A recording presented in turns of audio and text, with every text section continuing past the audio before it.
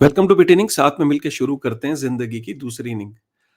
काफ़ी सारे दिनों से कुछ अपडेट्स नहीं आ रहे थे, लेकिन क्या करूँ यार, मैं पीछे दुबई में और बैंगलोर की एक विज़िट पे था और मैं वेब3 के जितने भी इकोसिस्टम में जो लोग हैं, जो काम कर रहे हैं, जो डेवलप कर रहे हैं, डेवलपर्स, स्टार्टअप्स के फाउंडर्स, तरह-तरह के लोगों से मुलाकात हुई, दुनिया भर के लोगों से मुलाकात हुई दुबई और बैंगलोर में, जिसको डिटेल में मैं वेब3 की दुनिया में प्रणव के साथ कवर करूँगा, तो वहाँ पे बिज़ी था।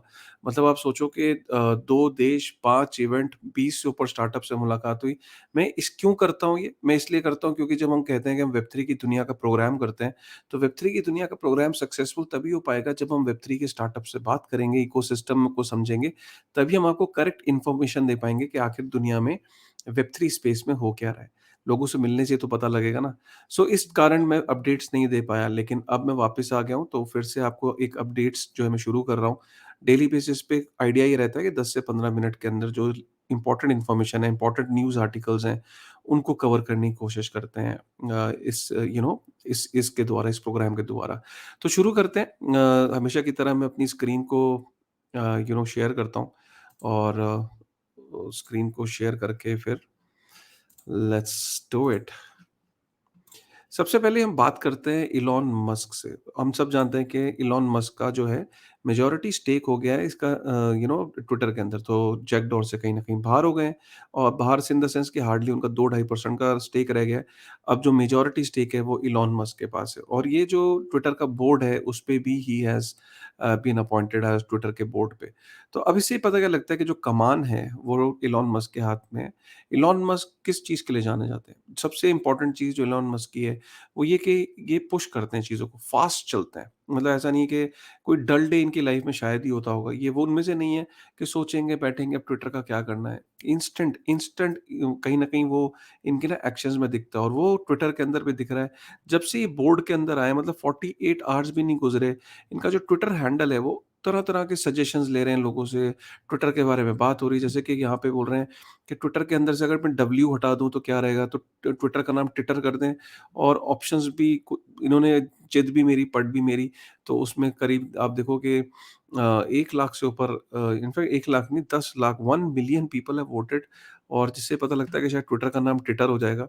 और इसके अलावा भी बहुत सारी चीज़ें हैं। कई आर्टिकल्स में कवर ये किया है बेसिकली इलॉन मस्क ये कह रहे हैं कि ट्विटर का जो मेन रेवेन्यू कमाने का एक तरीका ये है कि जितनी भी ट्विटर की जो सर्विसेज़ हैं, प्रिविलेज्ड सर्विसेज़ हैं, उनको हम बेचना शुरू कर दें। तो सबसे पहली बात है उसमें जो ब्लू टिक है, तो ब्लू टिक को भी ये कह रहे हैं कि काफ़ी सारे लोग फेक प्रोफाइल्स भी हैं जिनको ब्लू टिक मिल गया है, किसी तरीके से उन्होंने पा लिया है। तो और कई ब्लू टिक्स जो लोगों के पास हैं वो ब्लू टिक ले लिया लेकिन वो ट्विटर पे कोई कंट्रीब्यूशन नहीं है उनका। तो उनका ये कहना है कि इसको सीरियस बनाने के लिए ब्लू टिक को की सर्विस को बेचना शुरू करते हैं, जिसके लिए वो कह रहे हैं कि $3 जो है हर महीने हम चार्ज किया करेंगे ब्लू टिक की सर्विस को। तो जिसके लिए उन्होंने आइडियाज़ जो है वो मँगाए लोगों से।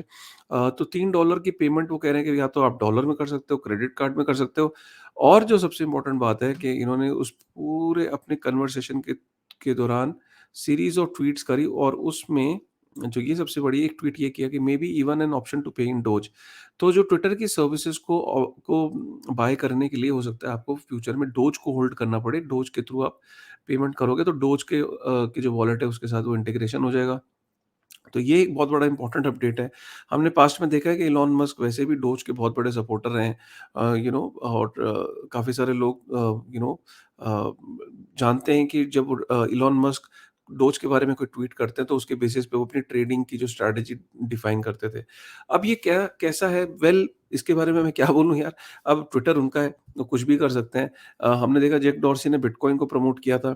अब क्योंकि एक अलग आइडियोलॉजी का आदमी है, वो इसको ट्विटर को अगर हैंडल करते हैं, तो ऑब्वियसली डोज को अगर वो इंटीग्रेट करने की कोशिश करते हैं, तो this will not come as a surprise. In fact इसकी वजह से डोज कॉइन काफ़ी उसमें इंटरेस्ट भी हुआ और काफ़ी वो प्राइस में इंक्रीज़ भी हुआ पिछले कुछ दिनों में। हमारा यही आपका ऑब्जेक्टिव है ये समझाने का कि देखिए, ये जो सेंट्रल एंटिटीज़ में एक आदमी का डिसीजन मेकिंग होती है। हम यही तो हम कह रहे हैं ना, ये वेब 2 की कंपनीज़ में एक आदमी गया, दूसरा आदमी आया। अब एक आदमी जो गया उसकी अलग विचारधारा थी, दूसरे आदमी की अलग विचारधारा है। अब उसको नए आदमी की विचारधारा के हिसाब से हमें एक्सेप्ट करना पड़ेगा। तो ये हो गई न्यूज़ इलॉन मस्क की। और इंडिया से जो न्यूज़ है वो सबसे पहले आप देख रहे हो, अगर आप क्रिप्टो एक्सचेंजेस को यूज़ करते हो, तो आपने देखा होगा मोबीविक के थ्रू आप एक्सेस किया करते थे। पेमेंट अगर आपको जमा करनी होती थी, तो मोबीविक के थ्रू आप पेमेंट आप जमा करते थे। अब हुआ क्या, मोबीविक ने अपनी जो सर्विसेज़ हैं वो सारी क्रिप्टो एक्सचेंजेस से विथड्रॉ कर ली। इनफैक्ट ये एपिसोड हुआ क्या कि बेसिकली जो कॉइनबेस है, आपने कॉइनबेस ने कहीं न कहीं उनसे गलती हुई कि वो इंडिया में आ रहे थे और उन्होंने इस ऑप्शन को कि कॉइनबेस के अंदर यूपीआई के थ्रू आप क्रिप्टो को आईएनआर के थ्रू आप क्रिप्टो बाय सेल कर सकते हो, और यूपीआई सर्विस जो है वो कॉइनबेस को मिल गई है।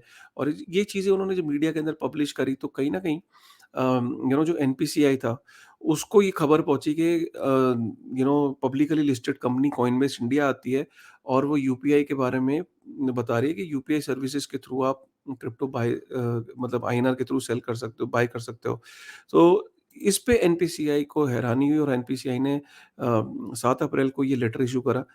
तो उस लेटर के अंदर उन्होंने क्लियरली मेंशन करा कि they are not aware of it, and तो इस लेटर के अंदर उन्होंने इसके अंदर ये इश्यू करने की कोशिश करी कि they are not aware of this thing, कि उनके यूपीआई सर्विसेज उन्होंने किसी को ऐसे किसी पर्टिकुलर एक्सचेंज को अलाउ नहीं करी है। सो ये कॉइनबेस के साथ तो हुआ। अब मोबीविक को थोड़ा सा डर लगने लगा कि मैं तो ये सर्विस काफ़ी दिनों से प्रोवाइड कर रहा हूँ। तो मोबीविक ने अपनी बाकी जितने भी एक्सचेंजेस हैं, उनसे वो अपनी सर्विस जो है वो हटा ली। अब इससे हुआ क्या कि जितनी भी एक्सचेंजेस हैं, वहाँ अचानक वॉल्यूम में और डिप आया है। क्योंकि जब लोग यूपीआई के थ्रू काफ़ी पैसे जमा करते थे, अब वो उनके पास वो ऑप्शन नहीं है। तो इधर से टैक्स का एक तरीके से शिकंजा कसा, टैक्स की वजह से भी ट्रेडिंग वॉल्यूम में डिप आया, और इधर से यूपीआई को भी जब रोका गया, तो कहीं न कहीं ये दर्शाता है कि एक्सचेंजेस के अच्छे दिन नहीं हैं। आने वाले दिनों में आप ये देखोगे कि जो बड़ी एक्सचेंजेस हैं, जो वेल फंडेड एक्सचेंजेस हैं, वो तो कहीं न कहीं 1 डेढ़ साल, 2 साल, 3 साल निकाल सकती हैं, क्योंकि फंडिंग है उनके पास। लेकिन काफ़ी सारी ऐसी छोटी एक्सचेंजेस हैं जो सरेंडर कर देंगी, बड़ी वाली छोटे को खरीद सकती हैं, ये भी आप देख सकते हो। क्योंकि अल्टीमेटली हर एक्सचेंज में 100, 200, 150 एम्प्लॉइज़ हैं। अगर ट्रेडिंग वॉल्यूम में डिप आएगा, तो इनकम में डिप आएगा, और अगर इनकम नहीं होगी, तो खर्चे वहीं के वहीं फिक्स्ड हैं। तो ये ऑल इन ऑल अच्छी खबर नहीं है और इंडियन क्रिप्टो मार्केट के लिए। डैशबोर्ड की अगर हम बात करें, एक ये डैशबोर्ड है यार, मुझे अभी कहीं रिसर्च करते हुए मिला। सो बेसिकली ये trueflation.com है, इसको आप चाहो तो बुकमार्क कर लेना। ये बेसिकली बताता है कि जैसे यूएस के अंदर जब गवर्नमेंट ये बोलती है 8% इन्फ्लेशन है या 7%, 7.5% है, तो ये डैशबोर्ड क्या करता है, एक्चुअल इन्फ्लेशन ग्राउंड पे क्या है वो बताता है। तो इस टाइम ये इसका कहना है कि 13.5% है इन्फ्लेशन यूएस के अंदर। सबसे अच्छा मुझे एक चीज़ की ये लगी है ना, कैटेगरी के वाइज़ बताता है। ये कहता है फूड के अंदर अमेरिका में 28% इन्फ्लेशन है, मतलब 28% से ज़्यादा चीज़ें महँगी हो रही हैं। लास्ट ईयर ही 16% था। हाउसिंग के अंदर 11% है। ट्रांसपोर्टेशन के अंदर 23% इन्फ्लेशन है। और मेडिकल केयर में 2.4% है। तो ये यहाँ से ना आप बेसिकली अंदाज़ा ये लगा सकते हो, मैं क्यों आपको ये बुकमार्क करने को कह रहा हूँ। आप इन्फ्लेशन को, जो एक्चुअल इन्फ्लेशन है, उसको ग्राउंड पे ना ट्रैक कर सकते हो कि एक्चुअली में ग्राउंड पे इन्फ्लेशन है कितनी। अ, एक और इम्पोर्टेंट आर्टिकल है, लोग ये कहते हैं ना कि एनएफटी का यूज़ केस क्या है? एनएफटी का क्या क्या होगा? और ये क्यों लोग इतने का खरीद रहे हैं? आप ये देखो कि एनएफटी, एक आदमी के पास 104 क्रिप्टो पंक्स हैं, ठीक है? अब 104 क्रिप्टो पंक के ऊपर उसने लोन ले लिया, और कितना लोन लिया? 8.3 मिलियन यूएस डॉलर। तो इसका मतलब, जब आपके पास कोई डिजिटल एसेट है जो कि ओपनली वेरिफाएबल है पब्लिक ब्लॉकचेन पे, तो अब उस अगर वो डिजिटल एसेट जब आप ओपनली वेरीफाई कर सकते हो और आप उसे ओन करते हो, तो अब जो उसमें जनता है, जो इंस्टीट्यूशंस हैं, वो इसमें इंटरेस्ट दिखा रहे हैं कि अच्छा, this thing has some value, तो चलो इसके ऊपर हम लोन इश्यू कर सकते हैं। तो ये अब इस तरह की कंपनीज़ काफ़ी आ गई हैं, जो कि आपको लोन इश्यू करती हैं। अगर आपके पास एनएफटी है, जैसे ये एनएफटी फाई ये कंपनी है जहाँ से ये लोन मिला है इसको। 104 इथेरियम 104 क्रिप्टो पंक थे, और इसको उसने उसको यहाँ पे एज़ अ सिक्योरिटी रख के बोरो कर लिया। इनफैक्ट यहाँ लेंडिंग की भी सर्विसेज़ हैं। एक और अच्छी ब्राइटर साइड क्रिप्टो की बहुत अच्छा लगता है कि जैसे ईओपी है, ये काफ़ी समय से क्रिप्टो स्पेस में एक्टिव है, और एनोनिमस अकाउंट है, और ट्विटर पे काफ़ी मेटावर्स और एनएफटी के बारे में बोलते हैं। तो बेसिकली इनको, इस शख्स को पहले भी एक बारी कैंसर डिटेक्ट हो गया था। इस बार फिर से वो कैंसर रीडिटेक्ट हुआ, दोबारा से वापस आया। तो इन्होंने ट्वीट किया कि मुझे $50,000 की ज़रूरत है, और एक एक डेवलपिंग नेशन में या एक थर्ड वर्ल्ड कंट्री में मैं रहता हूँ और रहने का नुकसान ये है कि यहाँ पे मौत निश्चित है क्योंकि चीज़ें बहुत महँगी होती हैं और हम लोग इतनी हमारा इन्फ्ले यहाँ मेडिकल एक्सपेंसेस बहुत हाई होते हैं, तो जिसकी वजह से मेरी मौत निश्चित है अगले 6 महीने में। You won't imagine that he needed $50,000 but CoinDesk का कॉइन टेलीग्राफ का आर्टिकल ये कहता है कि ही एक्चुअली रिसीव्ड $73,000। तो आप देखोगे क्रिप्टो के अंदर हम कई बार ये सोचते हैं कि बुरे लोग हैं, बुरे लोग हैं, बुरे लोग हर जगह हैं, लेकिन क्रिप्टो में ट्रस्ट मी बुरे लोगों से कहीं-कहीं ज़्यादा अच्छे लोग हैं। इससे पता लगता है कि एक आदमी जिसको कैंसर का इलाज कराना था, $50,000 की ज़रूरत थी, लोगों ने मिलके $73,000 दिए। So again great news. ये ट्रैक हमेशा मैं करता हूँ, इसको आप बुकमार्क कर लेना bitcointreasuries.net।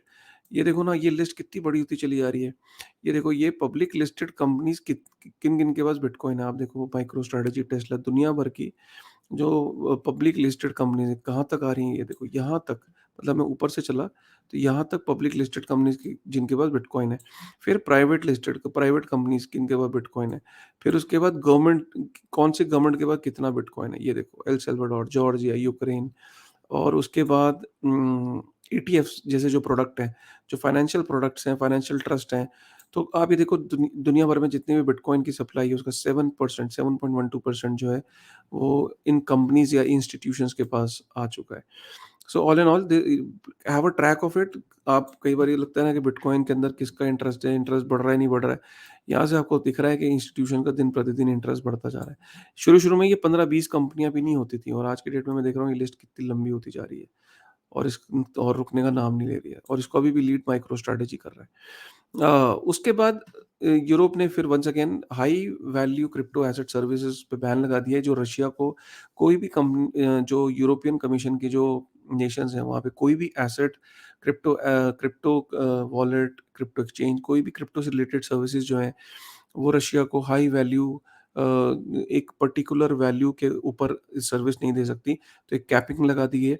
तो ये इसीलिए लगाई है कि कहीं न कहीं जो सैंक्शंस उनको और वो टाइट करना चाहते हैं, नहीं चाहते कोई कोई लीकेज नहीं रखना चाहते और किसी भी तरीके का एक्सेस नहीं देना चाहते रशियंस को। तो जो यूरोपियन कमीशन की जितनी भी क्रिप्टो से रिलेटेड कंपनीज़ हैं, उनको एक डायरेक्शंस इश्यू हुए हैं कि they can not provide services to Russians after a certain limit. So this again is a very important update. So all in all guys, I'm sure कि आपको ये अपडेट पसंद आए होंगे और आई एम श्योर कि ऐसे अपडेट्स आप डेली बेसिस पे अगर आप चाहते हो तो प्लीज़ कमेंट करिएगा। सॉरी मैं पीछे ये अपडेट्स दे नहीं पाया, I am very sorry for that. But क्योंकि since I was travelling, but ensure करूँगा कि हर दिन आपको इस तरीके के अपडेट्स लेके आता रहूँ। आई आई होप कि आपको ये आज भी अपडेट्स पसंद आए होंगे और ऐसे अपडेट्स आगे भी मैं लेके आऊँगा। और वेब 3 की दुनिया में कल मिलेंगे। वेब 3 की दुनिया में मैं डिटेल में बताऊँगा कि दुबई में और बैंगलोर में आखिर वेब 3 इकोसिस्टम में क्या हो रहा है। वेब 3 की बातें, वेब 3 के प्रोग्राम पे, यहाँ पे जो न्यूज़ है उसकी बातें मैं यहाँ पे करूँगा। सो अगर पसंद आया तो प्लीज़ जाते-जाते लाइक कर देना प्लीज़, बहुत बड़ी मोटिवेशन मिलती है। आप लोगों का प्यार मिलता है। तो लाइक करिएगा और कमेंट ज़रूर करिएगा कि आप इलॉन मस्क के बारे में क्या सोचते हो और ट्विटर के बारे में क्या सोच रहे हैं। जिस तरीके से इलॉन मस्क ने ट्वीट किए हैं, उसके बारे में आपका क्या विचार है? ज़रूर इसको कमेंट करके बताइएगा। Thank you very much.